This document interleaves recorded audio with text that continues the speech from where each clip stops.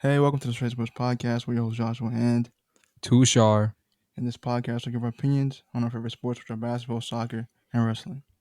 Let's get started. Topic number one. I think the biggest discussion that happened since last week. The Brooklyn Nets on their Twitter page. The following statement was released by General Manager Sean Marks.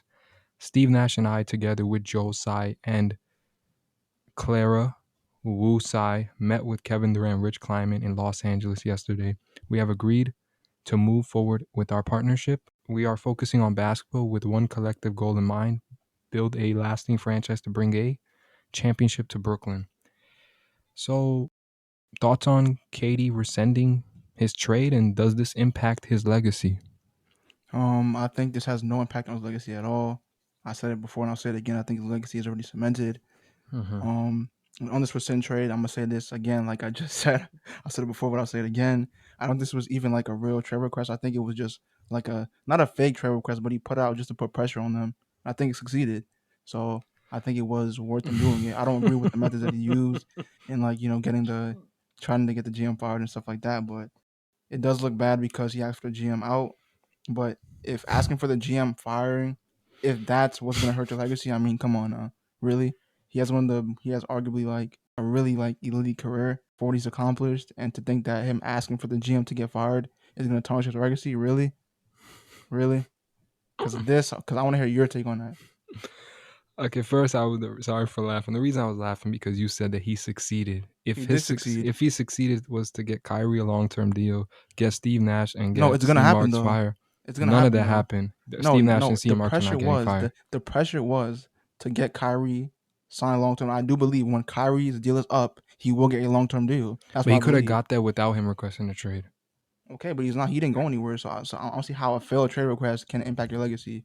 Okay, but anyways, my thoughts on this. First, obviously, last episode I went off on KD for Yeah, requesting a trade, but I'm happy he rescinded it. Because bottom line, he wasn't going anywhere anyways. You have 4 years on your deal. You just signed a long-term deal. I'm not gonna trade you.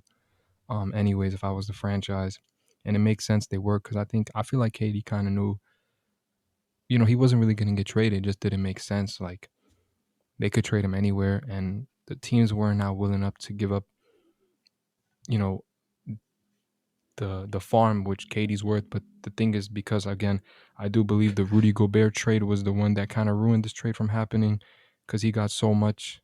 The Jazz got so much in return for him that, of course, the Nets feel like we deserve like 12 picks if Rudy Gobert gets 4.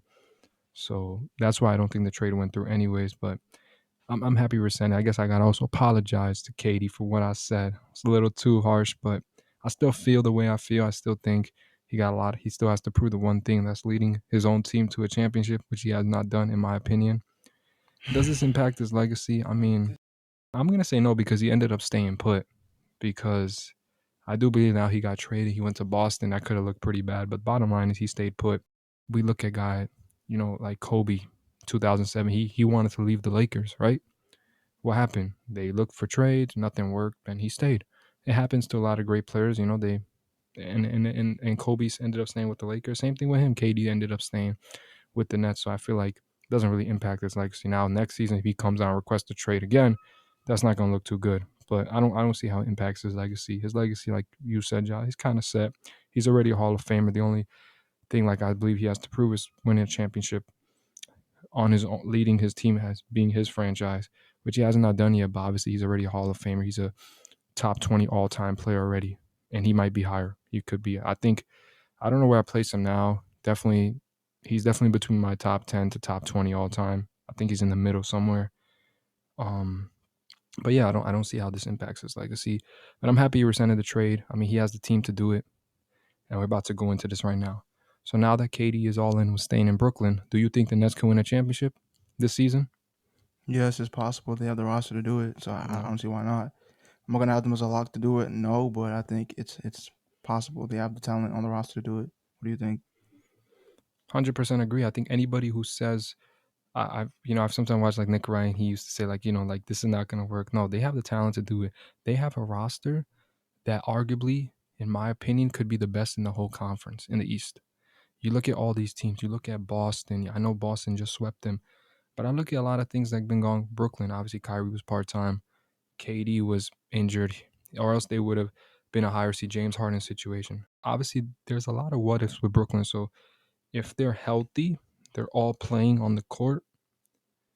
Kyrie, KD, Ben at their best, they got a chance to beat anybody in the East. I could argue I believe that team with what they added, the Nets, they're very smart. Even though throughout the drama with KD, they made pieces. They acquired TJ Warren, who was a great piece.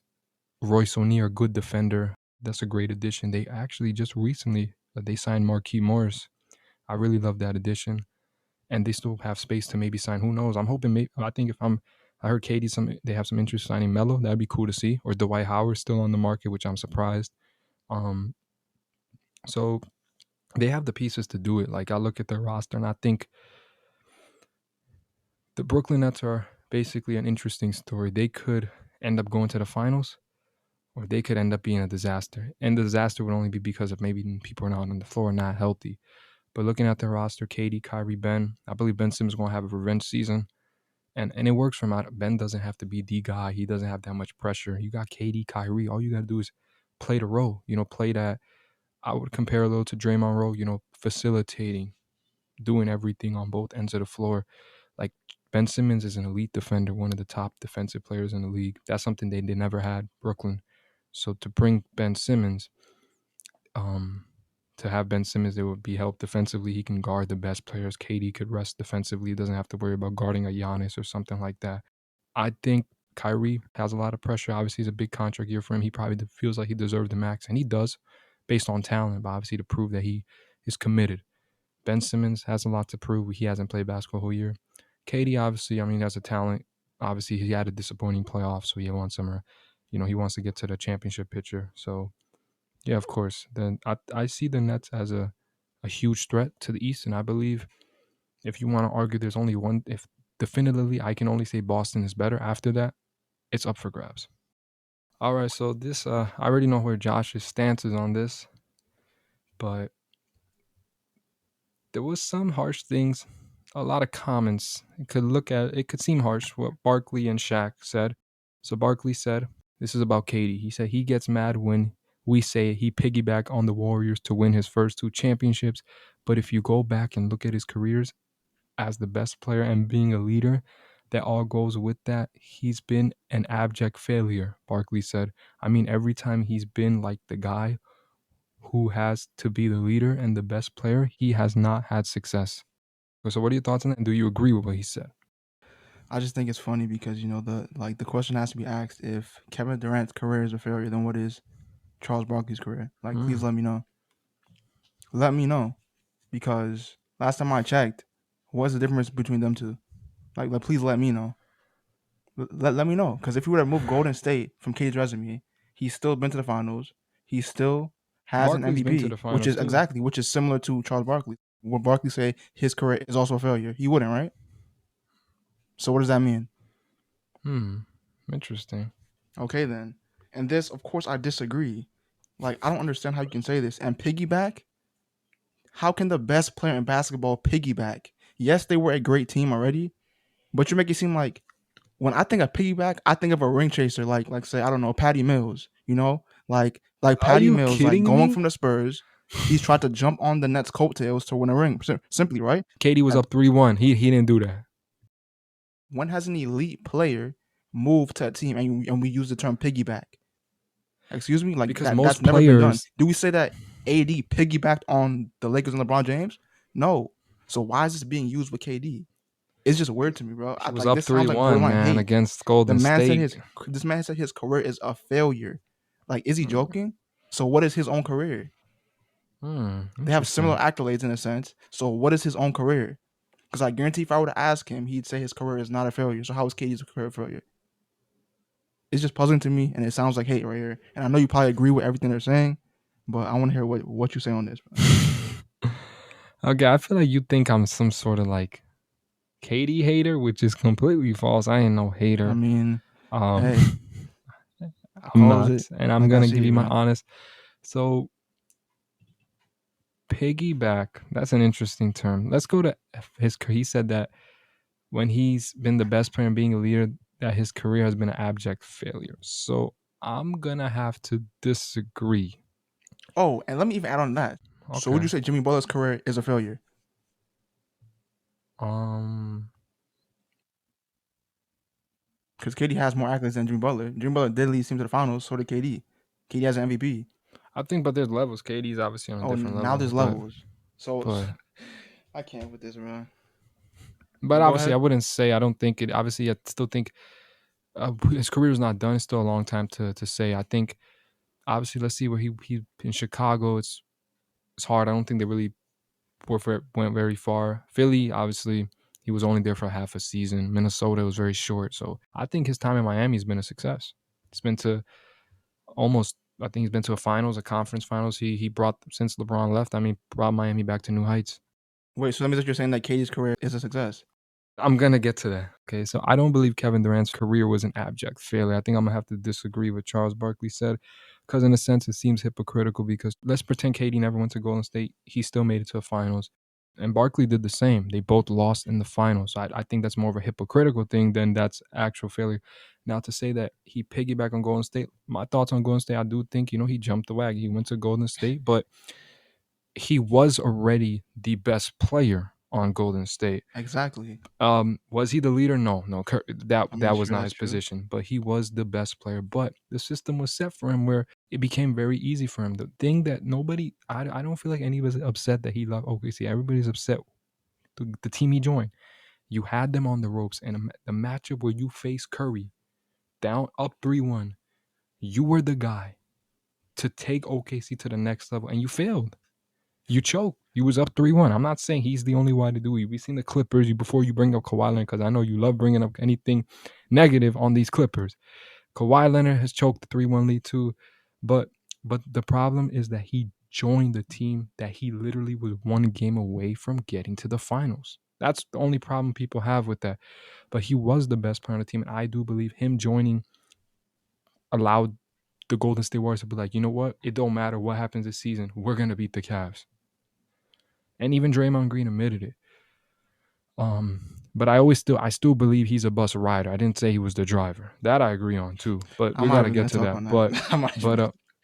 but I do believe he was the best player on goals. He did win the MVP the first season. I mean, there was a debate because Curry played to the level, almost to the same level as KD, right? So, but KD allowed him to basically put competition to rest. Basically, if there was any competition in the league, he kind of shut it down.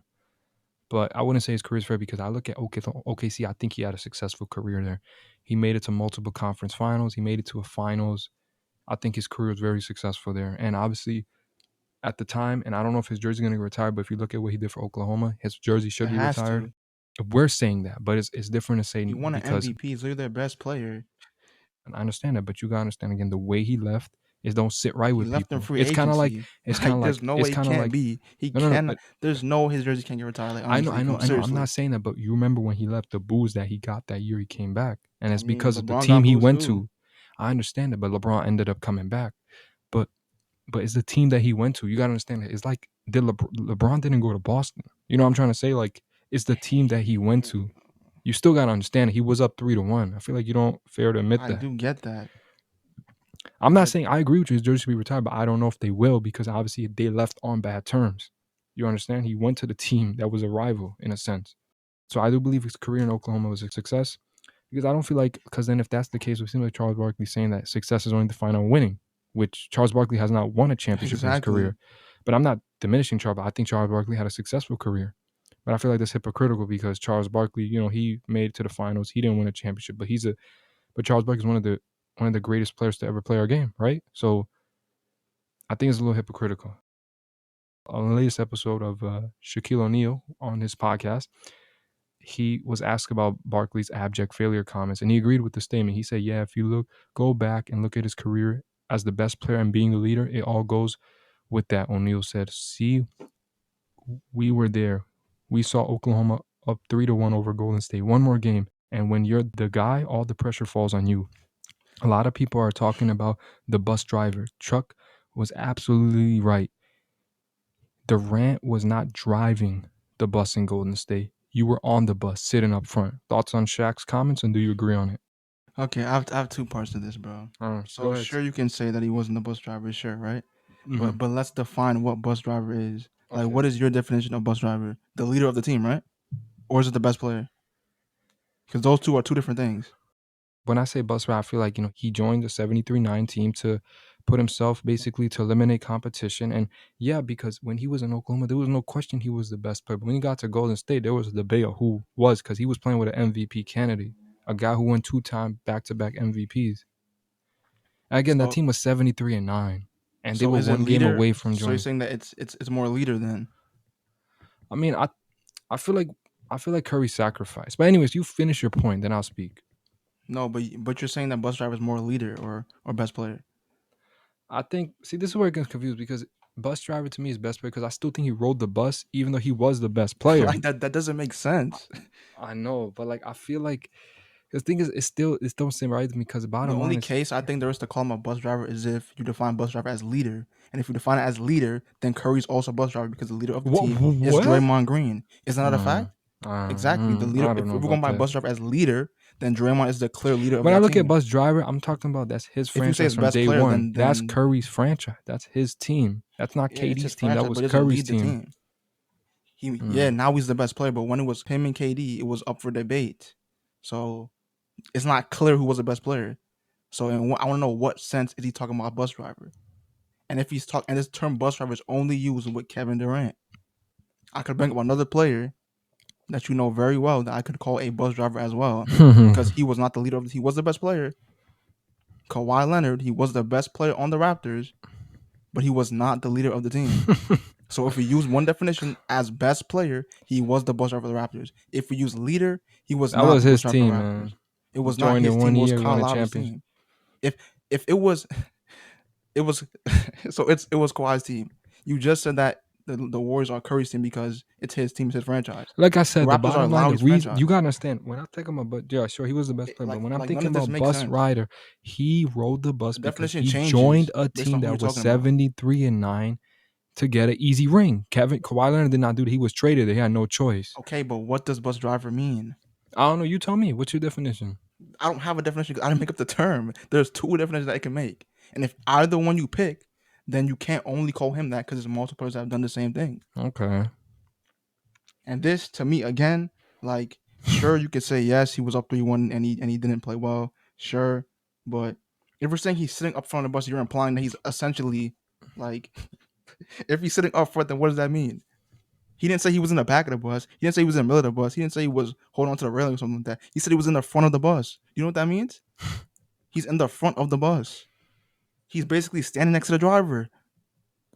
So what does He that was mean? right. That kind of makes sense. I mean, What does Curry's that the mean? driver, and he's right next to him. He was right there Come with on, him. bro.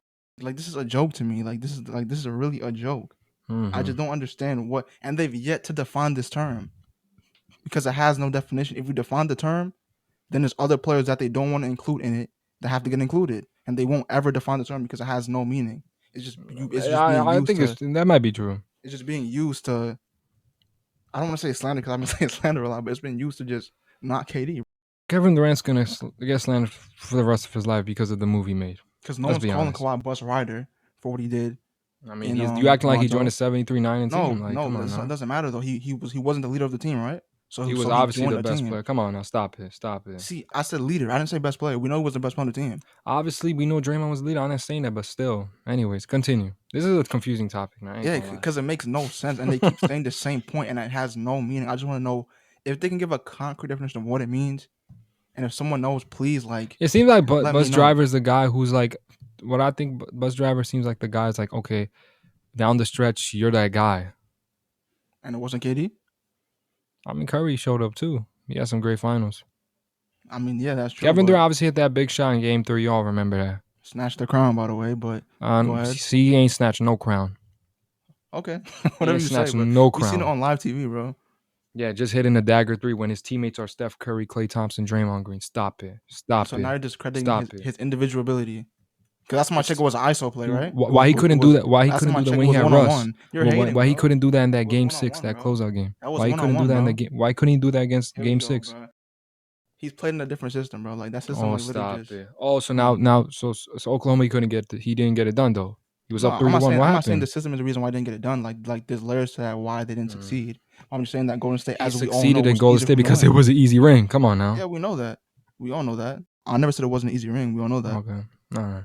I just don't understand what this point is trying to even like prove. I don't get it at all. It makes no sense to me. So you disagree with him, basically. You A believe he hundred was the bus percent. driver. You I mean, think I'm he not was saying the he's the best buzzer. player? I don't even know what the term means. I think he was the best player on the team. He was not the leader. So take from that what you will. I feel like when he played in Golden State, there was definitely less pressure because obviously you Yeah. have Curry. But obviously there was people out there who wanted to see him fail. Yeah. Everyone. Yeah, I gotta say honest, I probably was one of them too. I ain't gonna lie, obviously, because when he made that move, I think the Golden State became the villains of the NBA at that time. But And if we're when I talking look at about, and if he's even talking about pressure being on him, we could even go back to the Brooklyn series. Well, not back, but ahead to the Brooklyn series versus the Bucks. Did he not shine under pressure when his team was literally selling yeah, him? I Like would. his team This is the sold thing. him. I feel like he has a point when like this one situation came where you had a chance to get to the finals for Yeah, the back second time then. in your Yeah, career. He failed. Yeah, and all the greats failed. Kawhi Leonard failed. LeBron James failed. yeah. So at that time, yeah, but I feel like there's times he's showed up in the pressure situation and times he hasn't. So it's interesting. This I mean, yeah, definition, but that's I every still player think though. he rode So the why is he bus with held to the Curry, standard? but like maybe you're right. I'm not getting this definition right because he was the best player on the damn team. Yeah, exactly. He We all was. know he wasn't the leader, but like, We come could on. stay hating on him, but obviously the move still doesn't stand right with me. But he was That's the true. best player I on the get that. team. He was the best. He was dropping 35 in the finals. He was doing his thing. But that move just doesn't stick right with me. Bottom line is Kevin Durant. Champions are champions. We're not gonna put an asterisk on his titles. He got 2 titles. He deserved them. Yeah. And look, he made a move that we don't like, but bottom line, he could do the hell he wants. Ain't nobody could tell him what he wants to do. He made the move. It don't. Bottom line is he could have joined any of those 28 other teams, but that Golden State team just don't sit right. I still can't. I still couldn't believe he joined it to this day because if you think about it, it's like nobody expected that. Golden State, like bro, don't you feel some sort of type of like, yo, they just beat me. Like, why would I join them? It just don't sit right. Bottom line, he's a 2-time champion. He's a Hall of Famer. He's a top 12, top 13 player all time. That's it. Let's end that debate. You know, it's interesting because Shaq won 4 championships, obviously, three-peated with the Lakers. But I'm surprised, Josh, you didn't bring up the point towards the end of his career. He was bounced into a lot of teams. Yes. That's so crazy. We were just talking about that. He literally was a ring chaser. He was.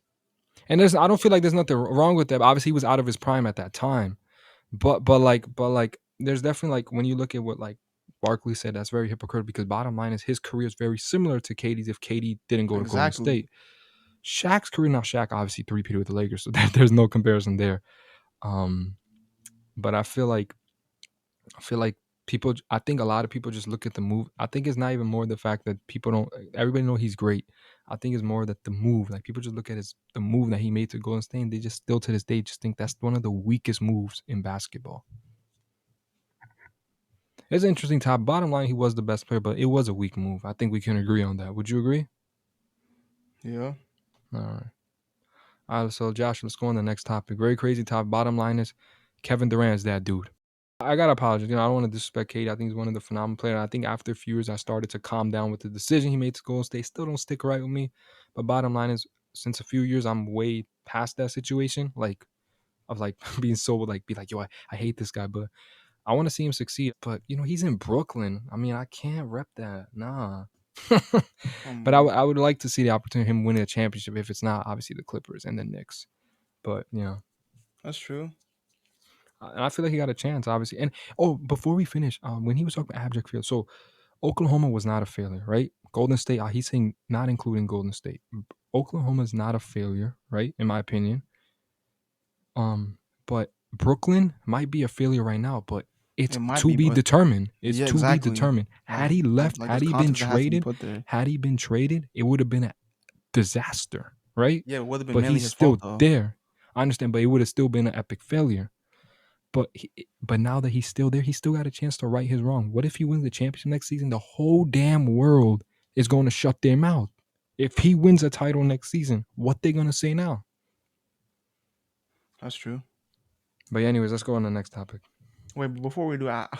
I've been to bring this up for a long time, bro.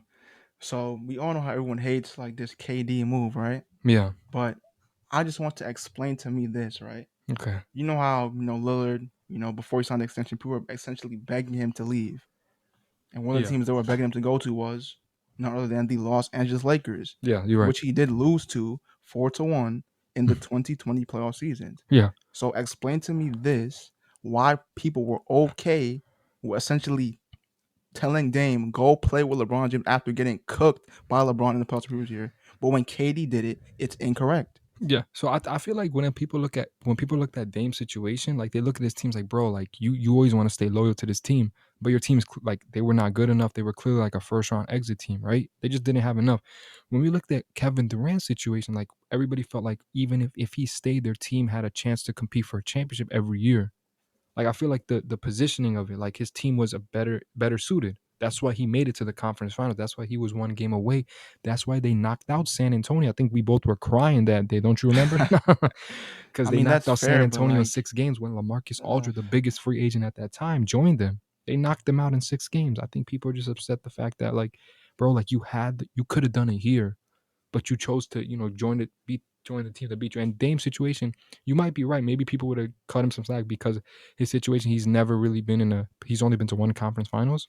The bottom line, he didn't do it. Now, if he did it, I don't know, but I think you might be if he right. did it, there'll be no consequence. You People might be wouldn't right because care. They'll people be look at situations celebrating like, it. bro, like It's not the people, point. He's still a superstar joining an elite team that's true. That's an interesting topic, that literally actually. would have just came off a championship year. Th- So That is true, but he didn't do it, so I guess we will not thankfully, find out. But it's true. There's some kind of players they want like people look at Bradley Beal and Dame. They look at those two players like yo. Everybody wants him to leave, right? Donovan Mitchell was another one. Obviously, Donovan Mitchell. Now we about to get to his trades, but like it's definitely an interesting topic. But you're right. Katie definitely gets excessive hate because of that move. all right. So moving on, topic two. Today we'll be discussing part five of our five-part topic in which we talk about our top five players in each position when healthy. Today we'll be talking about the top five centers in the NBA. So what's your list? All right, so number one, I got Nikola Jokic. I don't think there's any argument there. He's back-to-back MVP. I think when you look at a center, he can do it all. He can post, he can shoot the three. His playmaking, I think he's the best playmaker as a center. He's an all-around elite talent. And Nick Wright, you need to have some respect on his name. That's all I'm saying. He's MVP. He deserved it both years. And number two, I got Joel Embiid. No discussion there. When healthy, he's a monster. He can do it at both ends of the floor. Elite defender, defensive monster, and elite offensive. When you give it to him in the post, you must send 3, 4 people on him because he's gonna score. And he's just a dominant center. He can do anything. And number three, I got Karl Anthony Towns. I think, man, he's so talented since he's arrived. I mean, this season they made it to the playoffs. He was an all-star. He's a special talent. He's probably the best three-point big man shooter. And if he didn't prove it already, he won the three-point shooting contest. So he got the three. He could take it to the basket. He got a mid-range. He got the whole package on the offensive end. Obviously, defensively, we can argue, there's some things, but he's an elite center. This is where the list gets a little tougher, and you might disagree on this. At number four, I got Bam Adebayo. I think he's very talented. If you look at him, he does it on both ends. He's an elite defender. He can score. He's an elite passer as well. Another good big man passer. He could probably average 5 assists anytime. But the one thing about Bam that I feel like he could take that next step to the superstar level is being more aggressive. I feel like he's not sometimes just not as aggressive. Take it to the post. If he does those type of things, he can really be up there as top centers in the league. Like really even more top. But I feel like that lack of aggressiveness, he doesn't have that yet. But he's a special player. He does it in both ends of the floor. He can average 19 every season. And number five, this one might surprise you, Josh, but I got Jared Allen. I mean, I think this guy's Come one of the best. on, bro. I think. Can I finish before you Okay, cut me bro. off? Okay, Okay. bro. Now, okay. Can you let me finish though? Like, let me at least get my point around. All Then right, you can bro. All right, blast bro. my list. Okay. I know you're All right. not going to agree with this, but I think he's one of the most talented centers. Obviously, Brooklyn to this day probably regrets giving this up. He can do it on both ends of the floor. He's a lead shot blocker. He made the All-Star team this season. The man can average 15 to 18 points. I think he's just an elite center, and I feel like this definitely put some more respect on his name. Okay. So I should say my list first, and then we compare. Yeah, sure. Just Okay. the first two should be the same. That's pretty much it. But yeah, Wait. go ahead. Yeah. Okay. Yeah. So number one on my list is Nikola Jokic, back-to-back MVP. I think one could argue one of the most talented players in the league. Literally can do it on offense and defense. and Obviously, is yes, he takes best strides there, best but playmaker as a big man. yeah, I mean, I think one could argue he could be one of the best playmakers in the league. Period. Yeah, with Luca, LeBron, these kind of guys. Yeah, But I think he's up there. His defense is the only thing. Is his only weakness in his game, yeah. and I think if he improves on that, he can become even better than he is right now. Two, Joel Embiid. I mean, I think that there's nothing that has to be said really. One could argue with Snuff for MVP. I don't think so. I think he has a case this year. I think it'll still be tough, but Joel Embiid has the case like he could move up to number one. Right now, I'm giving yeah, Joker the respect because of how dominant he's been. But that's true. Literally, his offensive game is amazing. Has his strength, has his speed, can shoot. His defense is solid too. And I just think he has to just try to stay healthy and stay on the floor. Maybe yeah, he the can healthy is the problem. make a Yes, push for that MVP this season and get us and deep in the and a playoffs. potential championship, which obviously he wants to get. Three, Karl Anthony Towns. I mean, I think lights out shooter, solid big man offensively. His defense has stuff to be desired on, but I feel like he can improve there. He has the natural tools for it. He just has to get a bit Hmm. stronger. He has a length, and yeah, he's a pretty good scorer, solid scorer. So I have him ranked three. Rank four. This might be controversial. I have Rudy Gobert. Um, I think defense is grossly overlooked in the current NBA. Yes, he did get exposed by Ty Lue, but that's because he was being put in positions he should not have been put in. He should not have been put in, and that's direct impacted by Quinn Snyder and the way he was playing. So I think when he's doing what he's supposed to do, which is interior defense, he's elite. We all know that he's an elite shot blocker, arguably the best in the league. Yes, he has little to no offensive game, and I feel like that kind of stems from his lack of athleticism, which he isn't the best at getting lobs. He isn't the best at getting up. His mobility isn't the best, and I feel like that's why people underrate him in a sense. Mm. Like if he had any athletic ability, like people were calling him, because essentially DeAndre Jordan was basically the same thing, but he was more athletic. And I argue Rudy Gobert was a better defender. But I'll move on. Five, I have Bam Adebayo. I mean, the potential is there. I think he is already a top center, but he just has to be more consistent for me. I just feel like there's a lack of aggressiveness. That's Yeah. what I feel like. What I seen in the playoffs, man, like you're supposed to be the second star, and he just looked a shell of himself. He wasn't there. Yeah, I feel So like I just just feel like, like he just needs to be aggressive and he's not. Like sometimes he just doesn't be like take the ball to the basket, post up, but feels like he's yeah, more passive than if he's more aggressive. He's already got the assist, that's the true. defense. It's just Overall about being game. aggressive because he could shoot the mid range. I feel like he has that talent. There's sometimes you see him aggressive and he's so good, but yeah, this playoffs he was a little shaky I in the agree. postseason. But yeah, obviously our list is pretty much the same. I would probably I'm surprised. I think Bam. I would put Bam over Rudy, but I can understand that assessment. But man, I feel like Jared Allen. I just really think he's a top center in the league. That's just how I feel. I mean, okay, this I want to ask. So, I feel like he what? has a better. I feel like defensively, you could argue Rudy Gobert is a little better because, Yeah, but Jared Allen has proven elite. Like we saw when he was with Cleveland, and then like he missed some time. Like the Cavs yeah. fell all the way I mean, that's down, true. That's and fair. he was a huge part of that. And I feel like offensively he's better. I just think that maybe it's because he has a guy like Garland. He's getting Yeah, lobs and stuff like that. exactly. But I feel like we've seen a little bit. I feel like he has offensively. I'm taking him right now over Gobert. I'm not. Maybe who knows? Gobert this season could excel. Maybe it's just the pieces around him. But we'll see. But That's for right fair. now, I'm sticking with Allen. I just think, man, I think he's like a gem Brooklyn had. But obviously that was for Harden. They took that risk. But I feel like he's a gem. That's true. But I mean, that's true. It's a fair point you made. But I feel like without Gobert, the Jazz were worse than the Cavs. Like You he's you literally might the centerpiece of their defense. you might be That's right. that's one Obviously, point. And the Gobert, I feel like definitely gets a lot of excessive blame.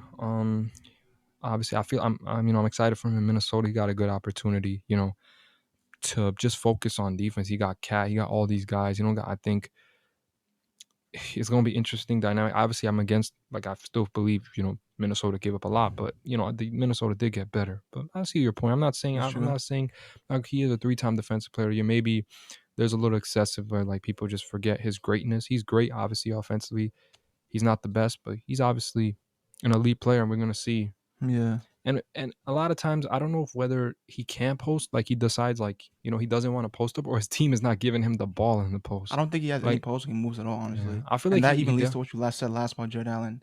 I don't think the offensive game is that different at all. Mm. I just think Jared Allen is more athletic. They both have little to no post moves. They Well, both can't technically, shoot. I'm surprising, but technically, if you look at The the only stats difference is last that season, Rudy Gobert averaged more points than Jared Allen. yeah, but we all know how they both get points. No, It's no, but literally I'm all saying I'm like saying checkdowns and Rudy. lobs. I'm telling you, Rudy Gobert averaged more though. That's what I'm Yeah, trying to he tell you. did, but I'm just talking about like their game offensively is basically identical. It's just I one is get more you. athletic. And That's sure, true. Rudy Gobert had a better season this year in I guess points I'm wise, I'm I'm but I'm booking on next season when healthy. I feel like Allen's gonna have a better season. I think it's that's what I'm booking possible.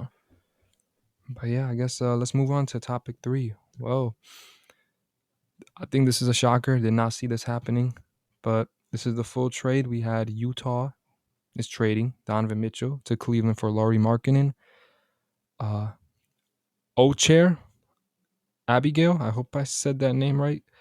Colin Sexton, 3 unprotected first round picks and 2 pick swaps. Sources tell ESPN. Thoughts on this, and does this make the Cavs a contender? I like this deal for the Cavs. For the Jazz, it's kind of puzzling because I feel like the Knicks gave better offers multiple times. I don't know what Danny Ainge was trying to get. I guess more picks, but like it's just weird to me. I feel like the Knicks offer was better on every single front. There was a trade. It was Fournier, Topman, and like I think they gave 2 unprotected and 3 protected picks. I think that's what they gave. But yeah, anyways, go ahead. Yeah, I feel like Danny Ainge just like took what was left on the table at this point because I don't feel like there were many offers honestly that were as good as the next offer that he turned down. And doesn't make the Cavs a contender. I'm not gonna say yes. I'm not gonna say no though because I feel like it does increase like their chances of like I think it makes being them one a of the top playoff seeds. lock. Yeah, I think they were already a playoff lock when healthy, but But I that's feel true. like But with Donovan I feel Mitchell, like they this one he is makes kind them of a better secured it team. because last season they were in the play-in. So Yeah, but yeah, that's true. I feel like they're better. I'm not gonna say they're contenders, but I feel like they are a top team in the East. hmm. Yep. I look at obviously their roster. You got Garland. He's an all-star. First of all, I think this is obviously they gave up 3 unprotected first-round picks and 2 pick swaps. That's still a lot, obviously. But if you look at what they really gave up to get Donovan Mitchell, like player-wise or stuff, the Colin Sexton was a guy he didn't really play for them. It felt like they were gonna move on from him anyways, right? Lauri Markkanen, he played great this season. They had the big lineup. Obviously, I just don't feel like they lost player. They still kept Garland, Mobley, and Allen, and they added Mitchell. I mean, I think are they contenders? I'm not gonna go that far, but I think they could be my dark horse team to like just come out the East as a surprise. But I'm not gonna pick them. But I do think they are. I feel like their ceiling is definitely a second round exit, potential conference finals, maybe. But I do believe they potentially could be a top 4 or 5 seed. That's what I see with the Cavs now with Donovan Mitchell. Because you had a guy like Donovan Mitchell, a guy who could get 25 in his sleep. You have a guy like, Garland. You get a chance to play with Darius Garland. Obviously, Mitchell never had the opportunity to play with a guy like that. They're obviously young. They're all young too. You got Jared Allen. Like, you look at this. I heard Stephen A. Smith say this, and this might sound kind of like obviously this is what basketball is. Like in basketball, you need both offense and defense. They got Mitchell Garland. They obviously got Karis LeVert still probably come off the bench, and they got the defense. They got Mobley, and they got Allen. Like they got a good mesh of the team with a lot of good young guys, good coach. Kevin Love. They got some vets, so I kind of like this team. I think they're going to be a playoff lock, and I think they got a legitimate chance to make some noise in the East. Obviously, we're going to see how it meshes, but I'm excited to see Cleveland. I'm happy for Cleveland. Obviously, shout out to Kobe Altman. I mean, since LeBron James left, for them to be in this position, shout out to him for pulling this off. Cavs basketball is lit now. So now that we know the Donovan Mitchell trade happened, thoughts on the Knicks failing to acquire Mitchell? Will they regret this? I think they honestly dodged the bullet. Honestly, the Jazz they turned down amazing offers after amazing offer. It made no sense, and I don't think that Mitchell would have really done what Knicks fans and you think that he would have done for the franchise. Like Knicks, excuse me. I I mean, I literally think low that key rooting for the Knicks, but like, I'm, I I'm a think that Kawhi I guy. think he would have been a good addition, but I don't think he would have been like like game breaking or whatever. Like him and Brunson Mm. as a backcourt with no perimeter defensive options on that team, Mhm. like that's a recipe for disaster, Okay. literally. And no one seems to be bringing that up. I don't think it would have been a great backcourt. I mean, obviously they would have brought in points, but if you're getting outscored every night, it doesn't matter how much points it doesn't matter how much points you're putting up. Mhm. So that's what I think. I mean, I think the Knicks literally dodged the bullet. The Jazz, I don't know what the Jazz wanted from the Knicks. They gave them the perfect offer after perfect offer. If I'm Danny Ainge, I'm taking that. But hey, I guess he got what he wanted. What do you think? In a previous episode, I even said this that I would only I want Donovan Mitchell, but I'm only gonna do that without trading RJ Barrett. I feel like RJ Barrett should have been untouchable because I feel like you give up RJ Barrett and you, let's say they gave up RJ Barrett and they acquired Donovan Mitchell. Obviously Donovan Mitchell is a better player at the moment than RJ Barrett, but I don't feel like that's a huge jump because first of all, to get Donovan Mitchell, they would have to give up a lot of assets. Who knows? Some young guys, some other pieces would have been gone anyways. But if now you keep RJ Barrett with Donovan Mitchell, I feel like you put them over the hump and they have a second round ceiling. It's a second round max, okay? Not a champion. This doesn't put them in the championship picture, even if they acquired Donovan Mitchell. But I feel like the Knicks, I don't think they're gonna regret it. I feel like there's a lot of people like, oh man, like Steven has been going off like, man, the Knicks, this and that, like we just want to star. Like I feel like the Knicks are doing it right now. Like they're not. We saw last time they tried to get KD, Kyrie, Zion. They all failed. They're doing it right. They're acquiring young pieces. They're developing. They got RJ Barrett. They got Quickly. They got Grimes, who I think is going to have a good season next season. They got Jericho, Sims. Like they're building that young core. And I think down and people acting like they nowadays stars be asking out left and right. Who's not to say there's another star ask out and they don't got the pieces because they still got 8 first round picks, 3 pick swaps. They still can use that in a future deal. Like there's nothing wrong. And the Jazz felt like they wanted 6, 7 first round picks. No, no, no. I said maximum 4. Like that's way too much. If I'm trading for Kevin Durant, sure, but I'm not. So there's no knock on Donovan Mitchell. I ain't trying to violate. But like that dude did the so I don't think they're gonna regret it. I still think the Knicks are gonna be fine. Obviously Mitchell's a star. He would bring excitement to the garden. But no, I don't think they're gonna regret it. I think the Knicks did a great job. They stayed the course and they made an ultimatum.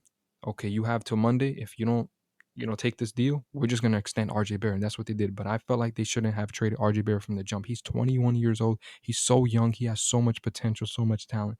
Don't give up on that. I said I would only do the trade if RJ Barrett's not in the deal. I would give up Evan Fournier probably.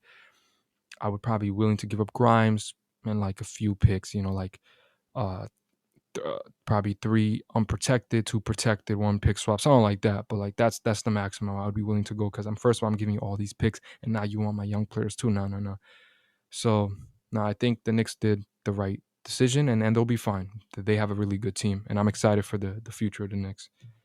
Um, So SB Nation, they put out a tweet and they said this is the full haul that the Jazz got for Donovan Mitchell and Rudy Gobert. They got Malik Beasley, Leonardo Ballermer, I hope I said his name right, Walker Kessler, who's the number 22 pick, Jared Vanderbilt, Colin Sexton, Laurie Markkinen, the number 14 pick for the Cavs, Ochi Abigail, I hope I said his name right, Taylor Horn Tucker, Stanley Johnson, 7 first round picks and 3 first round pick swaps. Thoughts on the Utah Jazz? Was it the right time to rebuild? I mean, not the right time. I think they should have done it years ago, honestly. But I mean, they did it when I guess they had no other option. And I guess it's okay. I mean, they got some young talent. They The got a lot of picks they picks, got a lot of so picks. I guess 10, that's what the basically main thing 7. is. But Yeah. I mean, I guess it was successful. We got rid of 2 stars and got back some decent young talent and a lot of picks. So I guess it was good. What do you think? I think obviously was it right time to be? Yeah, obviously, it wasn't working. They were getting out in the first or second round every year. So it made sense to do the rebuild. Obviously, when I look at Utah, it's always hard to get stars. Right? That's the only because I felt like, maybe I'm not trading damage unless he acts out because it's hard to get stars. It's not easy. But bottom line, they decided and they made the trade. I think they got a lot in return. I mean, for Rudy Gobert, they probably got I think for Rudy Gobert, they got more, would you say? Pick wise, I think Yeah, they got more for deservedly Rudy more Gobert. actually. I would respectfully disagree, but anyways, How so? no, Donovan Mitchell. I mean, he probably should got more, but You anyways, think that Donovan Mitchell is worth more than Rudy Gobert? yeah, of course. How? But, I mean, he's so talented. But I anyways, mean, we know who's a better player is. I feel like they're really opposite players. Like Donovan Mitchell is all offense, and Rudy Gobert is all defense. that's actually really So it true. really just comes I'm not down trying to to which disrespect one you Rudy Gobert, value but more I feel like Donovan Mitchell is more valuable. because he scores. I guess so. A little bit, maybe maybe I I'm feel just like love with the I'll say this. I offense. feel like Donovan Mitchell is the better player, but I feel like Rudy Gobert is more valuable. That's actually an interesting take. I don't know if actually a lot of people would agree with that, but that's an interesting take. But I look at it, I think the Jazz got a lot in return. I think is good, but bottom line, let's see what to do. Clearly, now it's time to tank and get a top pick. But I think the Jazz did a good decision. Obviously, they got some good pieces and returned a lot of picks, and let's see if it works out for them in the future. Okay, so this was a tweet by Woj. He said at the start of trade talks in July, New York offered Utah a Donovan Mitchell package, including R.J. Barrett, Obi Toppin, Mitchell Robinson, and 3 unprotected first-round picks. Sources tell ESPN Jazz turned down the offer, and Robinson signed a $60 million extension to stay with the Knicks. So, what do you think? Should the Jazz have accepted this, and was this right for the Knicks to offer this much? Yes, I think they literally should have took this. Like, I feel like this is like a no brainer. You're getting three young, talented players and three unprotected picks. Like, are you serious? Yeah. Like, really? Like, you think that the Cavs offer was more valuable because of the two pick The swaps? Really? Like, this is three young, talented players that could be stars in the RJ league. Barrett, Mitchell, man, like Mitchell, we seen some flashes. And Obi Even Toppin, Obi man, we Toppin, seen I think, has potential, has good potential. And you turned that down because of two pick swaps. That's a clown, but that would have kickstarted the rebuild. Then it ain't just a clown. in July. They was like deciding like whether to do it or not. I think they weren't set, but still, like that's a good offer. But what do you think of the other part? Do you think the Knicks offered too much? Like, was this right for them Yes. to? If this offer would have went through, No, no, come on, bro. no, no, no. But If the did Knicks would have gave this up to yeah, get Donovan Mitchell, bro, really, that's a this would lot. be, bro. Like you're giving up three young star. I mean, not gonna say young stars, but young potential stars for Mhm. one Donovan Mitchell and three unprotected first round picks. Okay, so What would you say about it? Because I so think, first, should come the on, Jazz there's have no way. accepted? So the Jazz, of course. I mean, they this if this was offer on the table, I get RJ Barrett, potential All Star, I got Mitchell Robinson, a potential star in this league, and Obi Toppin, a potential starting player in this league. 3 young players with 3 unprotected. This is a steal pick. If you look at what the Cavs offered, no offense, Colin Sexton, Laurie Markin, these players, those 3 players that the Knicks have is I think are better. Would you agree? Yeah, easily. And you get 3 unprotected. Same thing the Cavs game. It's really 2 pick swaps are that valuable. That's crazy. The Knicks even they gave Evan Fournier, Obi Toppin, and 5 picks. Like the packages were all good. Like their packages were all good. I understand maybe it was just Obi Toppin, but like I feel like again they obviously got more for Rudy Gobert, but like Donovan Mitchell, like people expect since we got for Rudy Gobert, they probably expect we need more for Donovan Mitchell, and I think that didn't work like that because be honest, I feel like a package of 3 unprotected first round picks and some young pieces is enough. I feel like to acquire Donovan Mitchell. Um, and like personally, I still think I would do like Evan Fournier, Quentin Grimes, maybe, and another young player, and then give you like 3 unprotected first. Like I feel like they wanted both, and that's too much to ask. And the Knicks dodged a huge bullet. I mean, that's a lot to give up. They are so lucky. The Jazz, Danny Ainge, want to be like just that day to be like, nah, I'm gonna reject it because Danny Ainge, that was a typical clown move. I was just say that was a clown move. Yeah. Shout out. Luckily, Knicks dodged the bullet. And they're good. I'm excited. RJ Barrett, Mitchell, and they're there, and we can move on from this. All right. So next topic for WWE. So what were your thoughts on WWE Clash of the Castle, and what did you rate each match? So match one, Madcap Moss and the Street Profits versus Austin Theory and Alpha Academy, the kickoff show. So I gave it a 7 out of 10. I thought it was a good match for a kickoff show. I really enjoyed it. Obviously, I like to see. I'm a huge fan of the Alpha Academy. I think they're really good at the work that they do. I think Gable is a very underrated. Austin Theory, I'm a huge fan of him. The man is to me a star. He's gonna be a star. He's so special. And the Street Profits are always, I think, one of the best tag teams ever. Madcap Moss got some good potential. It was a good match. 7 out of 10. So next, Bianca Blair, Asuka, and Alexa Bliss versus Damage Control, Bailey, Io Sky, and Dakota Kai. I gave it a 9 out of 10. I'm a huge fan of now that Bailey returned and we get to see Io Sky. Don't worry about that though. And Yeah. Dakota Kai. I Io, love yeah. the formation of this group. Like it's so special. I'm just a huge fan. I think their work is great.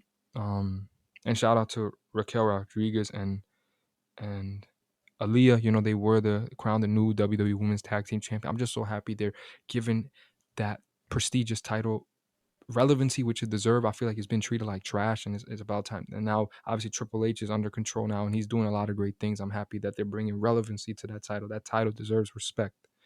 Um, 9 out of 10. I thought it was a great match, and Bailey pinned Bianca Belair. That's awesome. I would love to see Bailey as a champion, and Io Sky and Dakota Kai as tag team champion. It would be cool to see them hold in the gold. It'd be so cool. But Bianca Belair is obviously very talented. Just saying, like down the line. Um, yeah, but 9 out of 10. The Intercontinental Championship with Gunther versus Sheamus. I mean, this was a great match. We talking about like the old school type of wrestling, that physicality. That match brought it all. 9 out of 10. I just enjoyed the match. It just reminded me more of the old school, like super physical. Man, that match was so great. 9 out of 10. The SmackDown's Women's Championship with Liv Morgan versus Shayna Baszler. I gave it an 8 out of 10. I feel like when I don't know if I really talked about SummerSlam, but I feel like in that SummerSlam match, Liv Morgan was not really presented as the best as she should have been. I mean, she's very talented. I'm a huge fan of Liv Morgan. But like I feel like this match, she was presented a lot better than with the match against Ronda. And it was a fun match. Obviously, Shayna Baszler attacked her, the injured arm, the injured part of her body, arm, injured arm, and yeah, it was just a good match, and it was fun to watch. I'm just happy that Liv Morgan won. I want to hopefully see her have a long reign. 8 out of 10. So next, Edge and Rey Mysterio versus The Judgment Day, Finn Balor, and Damian Priest. Finn Balor. Oh, Balor. Okay. I gave it an 8 out of 10. I think it was so cool to see Edge and Mysterio teaming up again on a pay per view. Obviously, we haven't seen that in some time. So special. They're really talented. They're veterans. They know it. The Judgment Day. I'm a huge fan. Obviously, Finn Balor, Damian Priest. The Judgment Day is an interesting group, and we'll see how they continue to succeed. Obviously, but the ending really got me surprised. With Dominic, who's actually, Rey Mysterio's own son in real life, turned on both Edge and Mysterio, his own father. So I'm excited to see, on Raw, which is going to come up, what's going to happen. But people have been wanting Dominic to turn heel for a long time, and it finally happened. So I'm super excited for that. But 8 out of 10. So next, Seth Rollins versus Matt Riddle. So 9 out of 10. I feel like Seth Rollins is one of the most underrated wrestlers in ever, and I feel like he deserves more respect. No matter if he loses or wins, he always puts good matches. Cody, he lost all three. He puts them over, but he always puts excellent matches. Edge's trilogy, all the matches he puts up are always great. And he put up a good match with Maverick. I'm still surprised what they said on TV. What Triple H did, that literally brought up a personal thing. Like, I can't even say this because this is not PG, but he literally said on TV, this rivalry was so, like, they really made it so realistic. It's like Seth Rollins said, "Oh, you want to talk about my family? Let me talk about yours. Oh, I forgot your wife, like your blank blank wife divorced you, and they took their kids because they don't want to see your beep beep Damn. no more." Like, he actually said that, and it happened in real life. He got divorced, so that's crazy. But 9 out of 10, it was a good match. So next, Undisputed WWE Universal Championship with Roman Reigns versus Drew McIntyre. I give it an 8 out of 10. Um, I feel like I always liked the matches with Reigns and Drew McIntyre. That was a great match. That was Drew McIntyre's hometown. But the one thing I'm always upset is there was always somebody in getting involved in Roman Reigns' match, which I'm not really a fan of. Obviously, it was cool to see now the Usos' other brother be involved. That was really cool. So I give it 8 out of 10. But I just wish doesn't have to be distractions all the time. So next, AEW All Out. Your thoughts and ratings for each match. So starting with Eddie Kingston versus Tomohiro Ishii. Yeah, I gave it a 9 out of 10. I thought it was a really good match. It was just fun to watch. As one of the beginning matches, it was just fun. 9 out of 10. Next, Hook versus Angelo Parker for the FTW Championship. I gave it a 7 out of 10. I'm a huge fan of Hook. I think he got a lot of potential. Yeah, and I thought it was just a really good match. It was an okay match. Like I said, I'm a huge fan of Hook. I think he has a lot of potential to be a real special talent in AEW. Okay, so next, Sammy and Taymello versus Ortiz and Ruby Soho with the AAA Mixed Tag Team Championships. I gave it a 7 out of 10. I thought it was a good match. It's kind of cool to see a mixed tag team championship match. That's super cool. Kind of happy with that. A mixed gender match is pretty interesting. But obviously, it was a fun match. All right, next, Pac versus Kip Sabian. Gave it an 8 out of 10. Obviously it was for the AEW All Atlantic Championship. It was a fun match. I mean, I feel like to continue on the show, like, it was just a good match, fun to watch. Obviously, very talented wrestlers. The casino ladder match. What do you think about that? I give it an 8 out of 10. Obviously, the way it ended, obviously, with like the guy coming out in like a costume, kind of like a Joker costume, and he just took the thing with his group to be the number one contender. So it was interesting to see that. So I don't like kind of how it finished, but the match overall was good. There's a lot of action, and the ladder matches is always like that. So Next, Brian Danielson versus Chris Jericho. I give it a 9 out of 10. I think it was an exceptional match. Obviously, these are two vets who just know how to put up a good wrestling match. I don't think there's really anything else to say. 9 out of 10. Next, House of Black versus Darby Allin, Sting, and Miro. What are your thoughts on that? I say 7 out of 10. I thought it was a good match. I'm a huge fan of Darby and Sting. I think they're a great tag team, one of the top tag teams in AEW. And Miro, he's really talented. House of Black too. I mean, there's just so much great wrestlers in AEW, and they just put up a good, decent match. FTR and Warlord. Wait, what? Wardlow? Okay. FTR and Wardlow versus Jay Lethal and Motor City Machine Guns. Um, I gave it a 7 out of 10. I thought it was a good match. Obviously, Wardlow's one of the very phenomenal, talented wrestler. He's a monster in the ring. Yeah, it was just a fun match. Sorry, I know I don't really have too much to say on it, but Ricky Starks versus Powerhouse Hobbs. I give it a 7 out of 10. I thought it was a Powerhouse Hobbs, also very phenomenal wrestler, very talented. 7 out of 10, another like good match. I know my analysis is pretty weak today. It's just obviously there's so many matches they had. Um, and yeah, like uh, that's how I feel like I just feel like they just put up decent matches. Like I don't really have any negatives or anything to say. All So right. 7 out of 10. Jungle Boy versus Christian Cage. I think this one I have some negatives about. I think it's 5 out of 10. I feel like the storyline between Christian Cage and Jungle Boy was so phenomenal that they built up, but the way the match was, like, it was a really like so disappointing. Could have been a lot better. So I'm really disappointed in that. And they're really talented. Jungle Boy is one of the most talented individuals in wrestling. I'm a huge fan of him. Christian Cage, I mean, he's so talented. So I'm disappointed. So I gave it a 5 out of 10. I would go lower, but they're obviously very talented wrestlers. I just didn't like the way it was booked. All right, next, Swerve and Our Glory versus the acclaimed AEW Tag Team Championships. 9 out of 10, man. That match was so phenomenal. Obviously, thought the Acclaims would win, but they didn't. I'm a huge fan of them. It was a phenomenal match. One of my favorites. Gotta go 9 out of 10 for that. Next, Jade Cargo versus Athena TBS Championship. Yeah, I'm gonna go a 7 out of 10 for that. Thought it was a really good match. TBS Championship. I'm a huge fan that they made this new title in AEW as a TBS Championship. And I like to see Jade Carter. I think she's very talented. Keep facing new competitors and giving these women a chance to shine. So 7 out of 10. The Elite versus Adam Page and the Dark Order AEW Trios Championships. How cool is that? They got a trio championship now. How cool is that? I want to see that hopefully in WWE, but I give it an 8 out of 10. That was a really good match. The Elites are back and we get to see them win the title. I thought that was really cool. Um, and Kenny Omega, the Young Bucks. I'm so excited to see how trio championships are gonna work now in AEW. So I gotta give that an 8 out of 10. Phenomenal match. So excited. I'm excited about the trio champion thing. Next, Brent Baker versus Jamie Hayter versus Tony Storm versus Hikaru Shida for the AEW Women's World Championship. Give it a 7 out of 10. I think it was a decent match. Obviously, Tony Storm. This is more of like the interim championship. I was so happy for Tony Storm. Obviously, WWE was released. Um, or I think she asked for release or she was released. I'm not actually. I gotta recheck. I kind of slipped my mind, but I'm so excited for her. She's a very talented wrestler, and I'm happy to see her. She get her shine, and she's AEW Women's World Championship. I'm excited to see what she does. And next, John Moxley versus CM Punk for the AEW World Championship.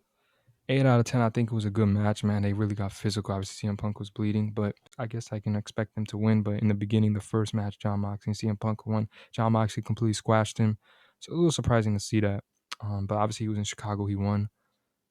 I honestly thought Moxley should have retained, but I'm not mad with CM Punk winning it again. But the main thing is what happened at the end. MJF return. In my opinion, one of my favorite wrestlers of all time. One of the greatest heels of all time. And he's a phenomenal talent. I hope he wins the AEW championship because he's a special talent. Like that man is worth $15 million. He's back. MJF.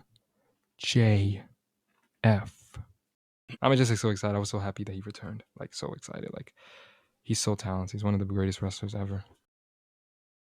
All right, so moving on to topic 5.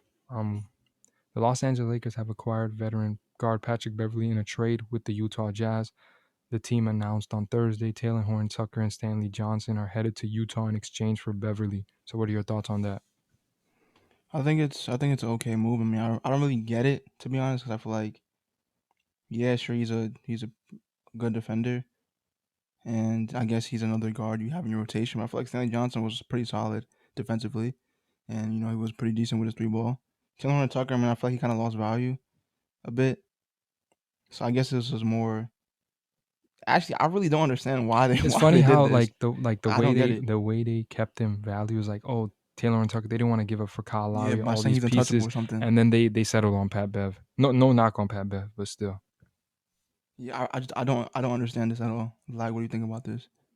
No, I think it's a good trade. Like I think this they had to make a move, obviously, and Taylor Horn Tucker like is a good player, but I feel like obviously he lost value, and it seems like I feel like he has an opportunity now in Utah to shine. So was Stanley Johnson, but I feel like they gave up a lot to get Patrick Beverley. I feel like it was a move to have. They bring a guy who's tough, brings that toughness, that defense that they're kind of like. A guy who's gonna scream in anybody's ear no matter what. Obviously, the people look at the Pat and Russ history. That's what comes interesting. Is Russ now out the door? Then this report came out. This was the score that Westbrook likelier to be off Lakers roster after Beverly's addition. So, what are your thoughts on that? I thought it was kind of funny, honestly. Like, you really sign like his literal rival. Like, if there's a rivalry in the league, I say this is the biggest rivalry in the league, Yeah, because I feel like arguably. they generally hate each Like the other. most intense, yeah. Like I feel like they actually dislike each other, and now they're on the roster. But I feel like Patrick Beverley will try to make amends. I feel like he's always good with teammates. Yeah, I feel like he doesn't care whatever team he's on. Like he's gonna forget about everything in the past, and Yeah, he's just focus on that. I feel like I'm a little worried. Will Russ, actually decide yeah. to But focus on that? them signing Pat Bev, I mean, I feel like this is a statement saying like, yeah, we know that you don't like him, but we don't care because you're not gonna be here. Like that's what I think. I think they plan to move him. Obviously, I don't know how, but I feel like they plan to get him off the roster, like this report says. Yeah, I'm not sure. I think they're obviously. I feel Russ has been in trade discussions like every day. It feels like. And I feel like they're probably interested in moving him, but I feel like he's going to be on the roster. This I don't think because the best trade they have is Indiana, and like I feel like that's the best trade they had, and they're not, Indiana I think wanted Tucker, and they probably didn't accept the terms or whatever, Taylor and Tucker and stuff. So I feel like now that it's not going to happen, he's going to be on the roster, and I think he might be moved in the deadline. But man, Russ is coming for revenge, man. Okay, so then NBA podcaster Cuff the Legend tweeted, "The Westbrook disrespect and Vitero is still corny, regardless of how you feel about last season," which prompted James' response. Beverly echoed James' sentiment. So LeBron said, "Can't wait for him to go off this season." And Patrick Beverly said, "Same, it's on." What are your thoughts on this tweet? I feel like I don't know. I feel like there's not much to say. I feel like Pat Bev, like we just said before, I know he has his tension with Westbrook. I feel like he's a great teammate and he'll try to put everything aside. I don't know if Westbrook can do that, but I feel like Pat Bev will try to put everything aside and just try to be the best teammate possible. And I just feel like he's just, I don't know, trying to encourage his teammate here, to be honest. I feel like same. I feel like Pat already like he doesn't mind that he's a Laker now, and he's gonna set aside his differences. That doesn't matter to him now. And it clearly with the sentiment, obviously, I'm a little, with LeBron James. Anytime he tweets something, these players get traded. He tweeted something about Brandon Ingram, he got traded. He tweeted something about Kuzma, good thing he got traded. Taylor and Tucker got traded. That's a little interesting because a lot of people are making jokes. You said off this season, but you didn't say what team. Saw this all on social media. I had me weak. But I think it's clear Pat Beverly and LeBron are on his side. They want to see him succeed. And they know right now, I feel like the Lakers and Russ will want to move on, but right now there's no choice. He has to play, and I think as he plays better this season, he might be there. But it looks like a one year thing, and he's probably not a Laker after this. But I do hope he has a better season. We obviously know Russ is a Hall of Famer. You don't want to disrespect him. I've heard somebody say at this time, I think it was Skip Bayless said that at this time he thinks Pat is better than Russ, which I think is ridiculous. Would you I agree? mean, yeah, that's crazy. I No, mean, Russ averaged. I know he had a bad season, but he still averaged 18, 8, and 8. Like, yeah, that's let's not true. forget the man is not that. Like, he's not a. Pat. I'm not saying Pat Shout Beverley's out like. Skip Bayless. I'm not saying what you said. Shout out Skip Bayless. I'm not saying Pat is trash or something. He's not. Pat brings toughness, leader. I feel like Pat was a huge part for Minnesota. He brought them over Yeah, the he hump, was. brought them that champion, that kind of. Not, I wouldn't say championship because the Clippers ain't have no titles, bro. But he brought them that kind of experience that they needed. Like I feel like he's an important piece. Obviously, do I think he's like Steph Curry? Of course not. But like he knows his role and he plays the role to the best ability. And what people say is true about Pat. If he's on your team, you love him. If he's not on your team, you hate him. When he was on Minnesota and he came on, I think on social media, he was like, yeah. He said something bad about the Clippers. What did he say again? He was like, yo, get them trash ass or weak something. Excuse my language, but like he said something like that. I'm like, yeah, like Pat Bev, but Pat Bev is a phenomenal teammate. And again, I think we got to this. So this is the last thing. Do you think Pat and Russ can get along, and will Russ get traded since Pat arrived? Here's the thing. I think Beverly will get along with Westbrook, but I don't think Westbrook will get along with Beverly because Beverly has literally caused him injuries in his career. I feel like That's that's true. unforgivable, honestly. Like you can't get past that. That's kind of true. He literally caused him injuries in his career. So But I there feel like was, Westbrook will there'll still be tension. Hopefully he can do it. But I feel like, it'll be tough.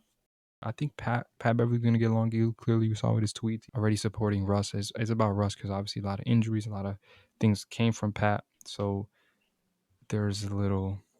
I don't know if Russ can get over. So I'm a little worried. Do I think he'll get traded? I have some skepticism there. I see him if he gets traded. I think it doesn't happen until after the season, like not after the season, meaning I think it happens after training, opening night. Like I still think Russ will be on the roster opening night. Do you think so too? Because I feel like the only trade they Yeah, I had was think so too, Indiana. I mean, honestly. maybe Utah. They might have something with Utah potentially. Yeah, Utah's but in a what clear yeah, but rebuild. what picks do they have? They got those 2 first-round picks. You think that's enough? I mean, then they can. Then they want to give away Jordan Clarkson. I mean, they have a better fit. Like, what do you think? I think it's possible. Will it happen? Not sure. But let's see, I guess. I think the only teams that can trade is Utah and I think Indiana. But Indiana seems like it's not really happening now, and Utah either.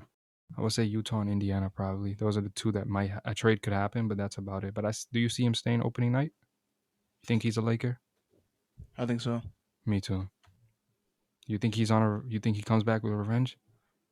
I don't know about that, but that I can't say. Okay, I do think he will. This concludes episode 28 of the Straight Sports Podcast. You could follow us, at Straight Sports Podcast on Instagram, and from there we have a link tree, and you can check all our, where you want to view our episodes. That's YouTube anywhere. And if you haven't, please subscribe to our YouTube channel. We would appreciate it. Yeah, you keep getting notifications of our episode. We put posts, when we or stories, when we put up a new episode and keep you up to date. And yeah, appreciate the support and catch y'all later. Appreciate it. Yeah, thanks for watching. Peace.